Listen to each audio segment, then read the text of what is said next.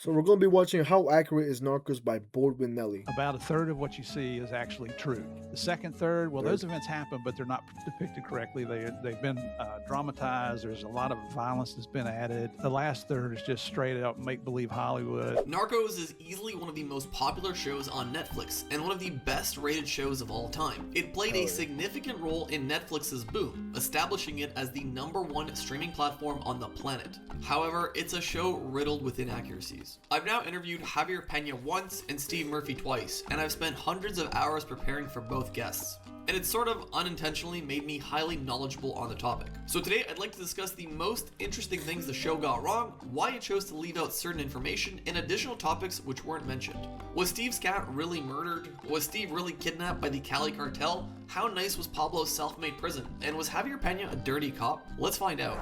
But before we do, let's talk about something no one knows about. What if I told you Netflix kinda hid one of Pablo's most evil traits? The age of his wife when he met her. She's got a book out. I read it. At the end of the book, she admits that when they got married, I think he was 25, 26, that she was 13, and she admits that she had an abortion at 13 because he got her pregnant when she was 12. So on top of being a mass murderer, you know, the world's first narco-terrorist, the world's most wanted criminal, he's a pedophile. Now, to be fair to Netflix, most of the events depicted happen in Pablo's 30s, where his wife would have been of age. I have a question. Was Epstein's Island during the time where Pablo Escobar was alive? 'Cause I feel like he would have been a top guest right there. But it's something that's never shown or talked about. The question is why? If you're trying to build this character as truly evil, why leave this out? I've got a feeling that that may have been more acceptable in Colombia during that time. I don't know. Wait, in Brazil, Colombia, and Ecuador, the age of consent is 14. Really? The age of consent is 14. I did not know that. So you're telling me that there's no way that this is still 14. They probably changed it. They probably at the time, but still. This is straight out speculation on my part. Okay, this one might surprise you. How important is this cat to you? Okay, this is a quick one. Steve never even had a cat, so for you cat lovers out there, you can sleep easily tonight. Unfortunately, it's estimated that Pablo killed between 10 and 15,000 people in Colombia, not including Colombian police. Oh, and this number might actually be even higher. One of his sicarios, a guy named Popeye, who was like the last remaining sicario who's dead now, claims the number is closer. He said that's now 50,000 people. And Popeye claims that he himself killed 300.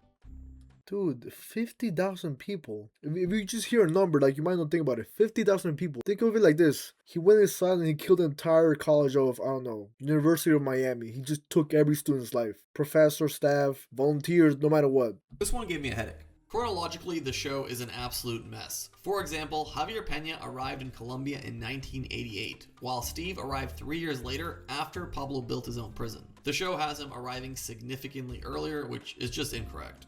I could easily make a 2 to 5 hour video just on the chronological errors in the show, but that would be a super long and super boring video. So I'll just say this, a lot of things are not where they're supposed to be. ¿Saben quién soy? Yo soy el coronel Horacio Carrillo. Carrillo is easily one of the best characters in the show. He's known as someone that is willing to do anything and everything to catch, but mostly kill the bad guys, even if that means crossing some moral and ethical boundaries to achieve those goals. Unfortunately, there's one problem. There is no Colonel Carrillo. That was made up by Hollywood. Really? Because we get a lot of people saying, well, Colonel Carrillo did this. He killed those little kids. You know, he killed Gustavo, Pablo's cousin. No, he didn't. He's a fictitious character. There's many characters So who killed his cousin? that exist in the show, but not in real life. Cockroach and Lion are notables. Then there's characters that exist in real life, but not in the show. Pablo's brother, Roberto, was the co-founder and the accountant for the Medellin cartel, but received no mention in the show.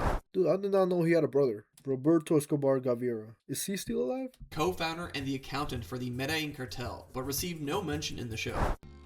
Here's a crazy one. Pablo's prison, La Catedral, was actually even nicer in real life. Even with Netflix's massive budget, they couldn't recreate just how nice this prison was. They do a really good job, but in real life, it's much nicer than what's depicted in Narcos. And this is what Pablo calls a prison cell. Is that what you That was his prison. Why did they even allow that, dude? expect it to look like? You can see the microwave oven, the refrigerator, banana bar, bar stools, color-coordinated draperies and upholstery. You come over here and look at this photograph. You see the artwork on the walls? These are $1 million pieces of art. There's a famous artist in Colombia named Botero That big one over the couch is a Botero original. You see the door up there? That goes into the second room of the suite. The bed is custom made, bigger than any king-size bed you've ever seen.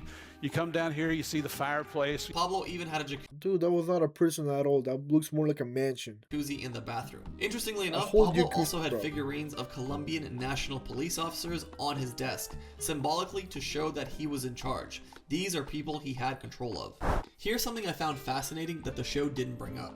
Shortly after Pablo escaped prison, it was discovered that he had property next to the prison.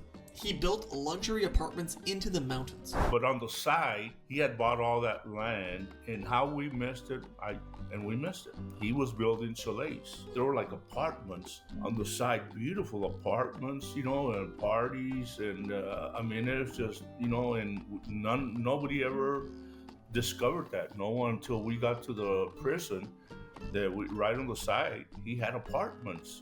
He had about 10, covered in camouflage, you know, rustic. They're beautiful. A lot of foliage, a lot of greenery, a lot of flowers, the wood. I mean, this were like, I said, how did they build this?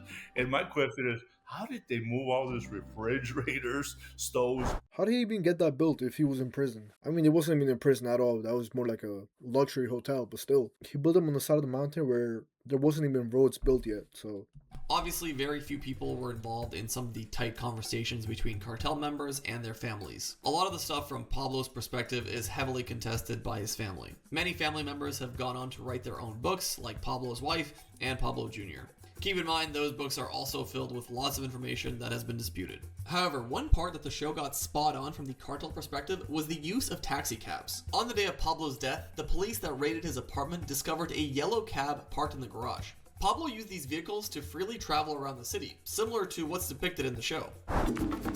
Kevin was a little slow afoot. In the first episode, during a drug deal, Steve Murphy and Kevin Brady get into a shootout where Kevin gets killed. Although Kevin did get shot, he survived. Kevin is also upset about another aspect of that episode, specifically how he was portrayed. Kevin was my partner. They show that he gets killed in Narcos, and he wasn't. But what made it a lot more exciting, though, didn't it? And here's the funny thing about Kevin. Kevin is a former Marine. He was in tip-top shape. In the show Narcos, they make him look like the overweight, dumpy guy. But he said, man, I always kicked your ass in the PT test, and here they make me out to be that dumpy guy, you know? I guess the question here is why? Why would they do that? Well, probably because they wanted the character playing Steve Murphy to be the star and not to be outshined by any other supporting characters. Here's another interesting part about Steve's story, which he mentions in his book, but is not in Narcos. But the significance of that plane coming out of Cuba and going back to Cuba, there was an U.S. military P-3 up tracking, and it proved that Cuba was being used as a transshipment point for Colombian cocaine coming into South Florida. My partner was, when he went to court, he was going to indict, believe it or not, Raul Castro, Fidel's brother. He got to the courthouse there in Miami, and it's where you get this was my first inkling of politics and bureaucracy. DEA, they got a phone call that said, listen, you're not indicting this guy, stand down. And it came from the White House. And Raul's never indicted, but it did go out public. It was released in the press. And this whole incident is documented in our book, Manhunters. The Castro brothers identified, I think it was 5 Cuban military people, one being a general, and they executed them, said they were the ones doing it. Because of me and Pena, the Colombian government was sending in the army. Overemphasizing Murphy's and Pena's roles. Although the show depicts Javier and Steve as these two badass DEA agents who were having rooftop gun battles and shootouts in Colombian streets, that really wasn't the case. Many days on the job were as boring as a typical 9 to 5, and they'll be the first ones to tell you they believe the Colombian National Police was the biggest player in most of these investigations. They say that at the end of every one of their shows and interviews. We're not heroes. We're a couple of small town country boys that became police officers and got to work the case of a lifetime. It was a case. When he died and the Medellin cartel went away, we moved on to the next case.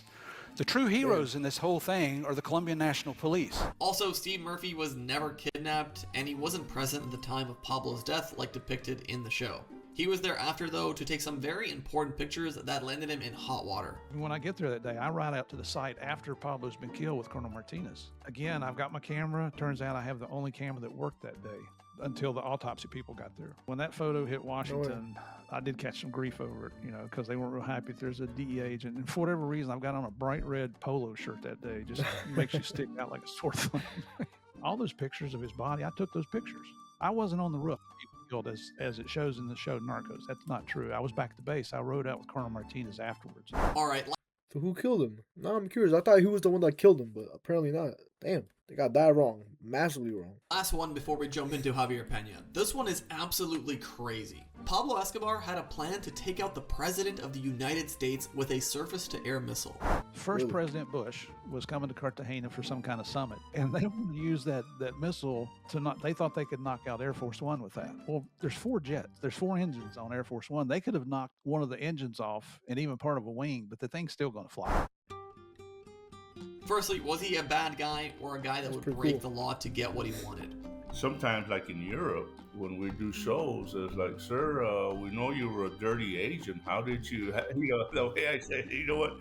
If I had been a dirty agent, I'd be getting out of prison right about now. And, I tell people I got promoted to the highest ranks of DEA, which is called Senior Executive Service position, which is the highest rank. We broke rules, we broke policies, but we never broke the law.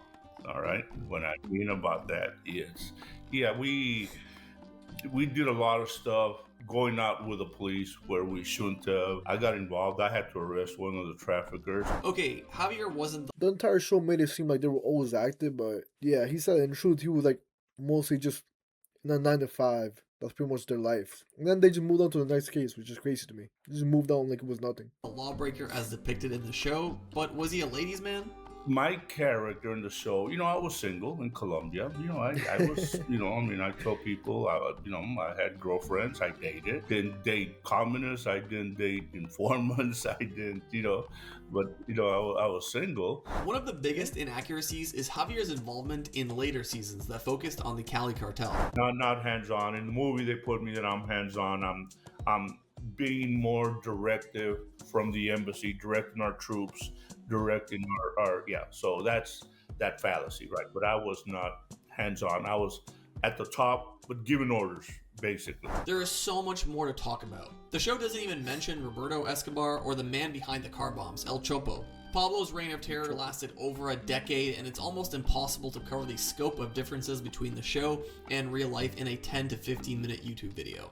Dude, I feel like there's so many people that could have a whole series written about them. Like, for example, the guy that killed 50,000 people.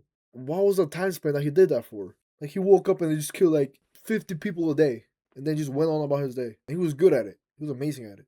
But still. Alright, man, next video.